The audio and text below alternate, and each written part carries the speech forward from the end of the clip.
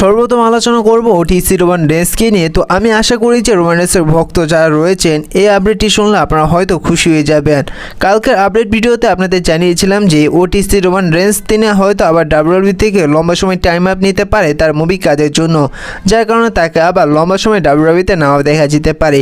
কিন্তু বর্তমানে officially confirm report এসেছে রোমান রেন্সকে নিয়ে, সেটি হচ্ছে যে রোমান রেন্স তিনি এখন তার মুভি কাজের জন্য তিনি যাচ্ছে না। তার কারণ হচ্ছে রোমান রেন্সের সেই মুভি কাজ শুরু হতে দেখা যাবে সেপ্টেম্বর মাসে, যার কারণে পুরো আগস্ট মাসে রোমান রেন্সকে ডাব্লিউডাব্লিউতে দেখা যাবে। যার কারণে এবার ডাব্লিউডাব্লিউ অফিসিয়ালিভাবে কনফার্ম করে দিয়েছে যে 18 তারিখ যে মানডে নাইট র সে হতে যাচ্ছে সে থেকে ওটিসি রোমান রেন্স আসতে চলেছেন। শুধু এই নয়, এমনকি একটি কনফার্ম রিপোর্ট পাওয়া যাচ্ছে, সেটি হচ্ছে যে এবার ক্লাশ ইন দ্য প্যারিসে ওটিসি রোমান রেন্সকে ম্যাচ রেসেল করতে দেখা যেতে পারে। আর এও জানা যাচ্ছে যে ওটিসি রোমান রেন্সকে যদি ক্লাশ ইন দ্য প্যারিসে ম্যাচ রেসেল করতে দেখা যায় তাহলে তাকে হয়তো একটি ব্যাটল ফোরার ম্যাচে তাকে ম্যাচ রেসেল করতে দেখা যেতে পারে, সেটি হতে পারে ওয়ার্ল্ড হেভিওয়েট চ্যাম্পিয়নশিপের জন্য। অর্থাৎ জানা যাচ্ছে যে এবার ক্লাশ ইন দ্য প্যারিসে রোমান রেন্সকে ওয়ার্ল্ড হেভিওয়েট চ্যাম্পিয়নশিপের জন্য ম্যাচ রেসেল করতে দেখা যেতে পারে, এবং সেই ম্যাচটি দেখা যেতে পারে CM Punk versus LA Knight versus Seth Rollins versus CM পাঙ্কের মধ্যে।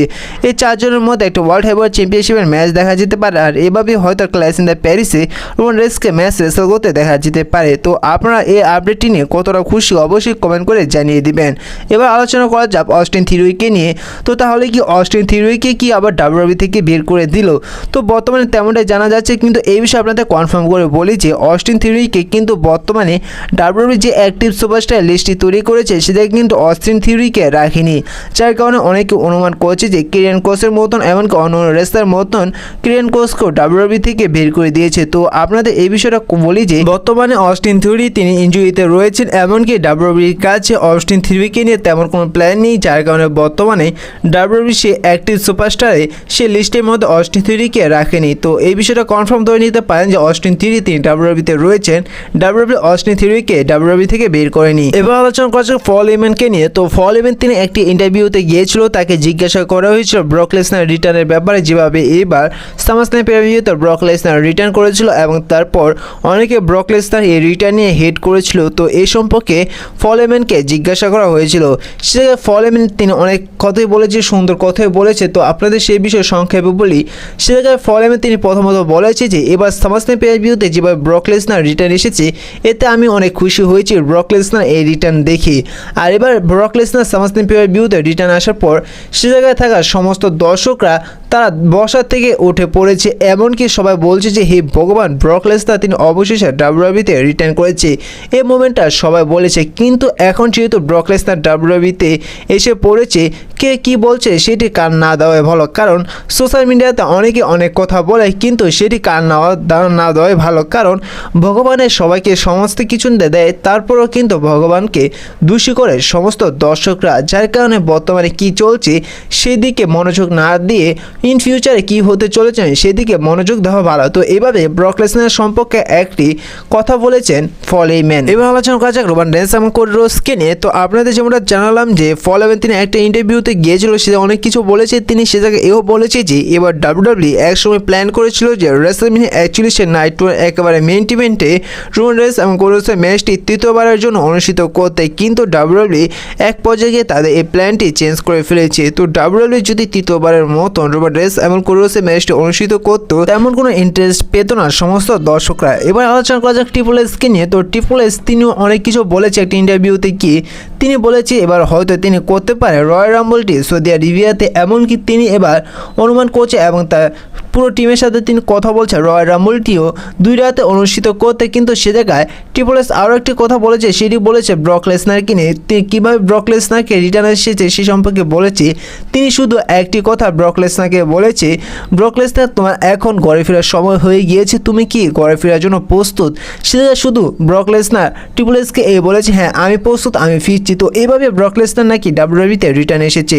তো এই সমস্ত কিছু দেখিয়ে বোঝা যায় যে ব্রক লেসনার যে একটি কেস নিয়ে সমস্যা রয়েছে সেই কেসটি হয়তো সমস্যার সমাধান হয়ে গিয়েছে, এবং যত তাড়াতাড়ি এই সমাধান না হয়ে থাকে ডাব্লিউডাব্লিউ সমাধান করবে। এবার আলোচনা করা যাক জন সিনাকে নিয়ে। তো একটি সোশ্যাল মিডিয়াতে প্রচুর নিউজ ভাইরাল হচ্ছে, সেটি হচ্ছে জন সিনা নাকি আসলেই ডাব্লিউডাব্লিউতে ব্রক লেসনারকে ফিরিয়ে নিয়ে এসেছেন এবং জন সিনার কথায় ডাব্লিউডাব্লিউ রাজি হয়েছেন ব্রক লেসনারকে ডাব্লিউডাব্লিউতে ফিরিয়ে আনতে। তো এই বিষয়ে জন সিনাকে জিজ্ঞাসা করা হলে তিনি সরাসরি না বলে দেয়, তিনি বলে দেয় যে আমি কখনো এই বিষয়ে কথা বলিনি। তো এই সমস্ত কিছু থেকে কিছুটা অনুমান করা যায় যে হয়তো যেহেতু জন সিনা তার লাস্ট টাইম কেরিয়ার চলছে ডাব্লিউডাব্লিউতে, এমনকি ডাব্লিউডাব্লিউ বলেছে যে জন সিনা তিনি লাস্ট টাইমে এসে তিনি যার সাথে রেসেল করতে চাইবেন ম্যাচ তার সাথে রেসেল করাবেন, যেমনি রেসেল করতে চাইবে জন সিনা সেভাবে রেসেল করাবেন। যদি এবার ক্লাস ইন দ্য প্যারিসে বা কোনো এক ম্যাচের মধ্যে যদি জন সিনা আসলে বলে থাকে তিনি লাস্ট ম্যাচ এসে তিনি ব্রক লেসনারের সাথে ম্যাচ রেসেল করবেন, তাহলে যার কারণে হয়তো ডাব্লিউডাব্লিউ ব্রক লেসনারকে ডাব্লিউডাব্লিউতে ফিরিয়ে নিয়ে এসেছেন। তো এই বিষয়টা আপনারা কনফার্ম হতে পারবেন তখনই যখন ব্রক লেসনারের সাথে জন সিনা ইসল্যান্ড চালু হবে। এবার আলোচনা করা যাক রোমান রেন্সকে নিয়ে। তো রোমান রেন্সের একটি ছবি পুরো সোশ্যাল মিডিয়াতে ভাইরাল হচ্ছে, সেটি হচ্ছে যে যেভাবে ব্রনসাইড রোমান রেন্সকে ভয়ঙ্কর আক্রমণ করে তারপর তার জুতোগুলো নিয়ে যাচ্ছে, এক পর্যায়ে হয়তো রোমান রেন্স তিনি এইভাবে স্যান্ডেল পরে তিনি ডাব্লিউডাব্লিউতে এন্ট্রি নিতে পারে। তো এই বিষয়টা প্রচুর সোশ্যাল মিডিয়াতে ভাইরাল হচ্ছে, এমনকি ব্রনসাইড রোমান রেন্সের শু পরে তিনি সোশ্যাল মিডিয়াতে সে ছবি আপলোড দিচ্ছে। এবার আলোচনা করা যাক ডাব্লিউডাব্লিউ আনডিসপিউটেড ইউনিভার্সাল চ্যাম্পিয়নশিপটিকে নিয়ে।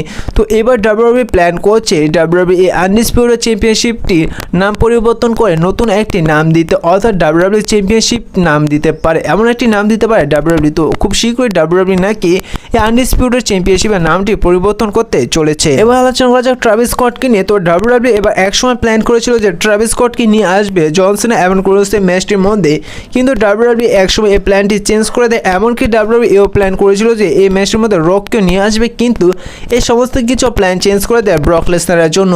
যদি এবার ট্রাভিস স্কট বা রক যদি এবার সামাসনের পেরিবিতে জন সিনা এবং ক্রোসের সেই ম্যাচটির মধ্যে আসতো, তাহলে ব্রক লেসনার রিটার্ন আসার পর যে একটি হাইপ সৃষ্টি করেছিল সে সময় যদি ব্রক লেসনার তার রিটার্ন আসার পরও যদি ব্রক লেসনার রিটার্ন আসতো তাহলে সেই হাইপটি হতো না, যার কারণে তাদের সেই প্ল্যান পরিবর্তন করে দেয়, ক্যান্সেল করে দেয়। ট্রাভিস স্কটকে সামাসনের পেরিবির জন্য ক্যান্সেল করে দেয় রককে তাদের প্ল্যানের থেকে, যার কারণে এবার ব্রক লেসনার সামাসনের পেরিবিতে রিটার্ন আসার পর এতটা হাইপ হয়েছে। তো আজকের এই ভিডিওটা এ পর্যন্ত ছিল, দেখা হচ্ছে পরবর্তী ভিডিওতে নতুন কোনো আপডেট নিয়ে। ভিডিওটি ভালো লাগলে অবশ্যই লাইক করে দেবেন, ছোটো রেসিং চ্যানেল নতুন হয়ে থাকলে চ্যানেলটি সাবস্ক্রাইব করে দেবেন।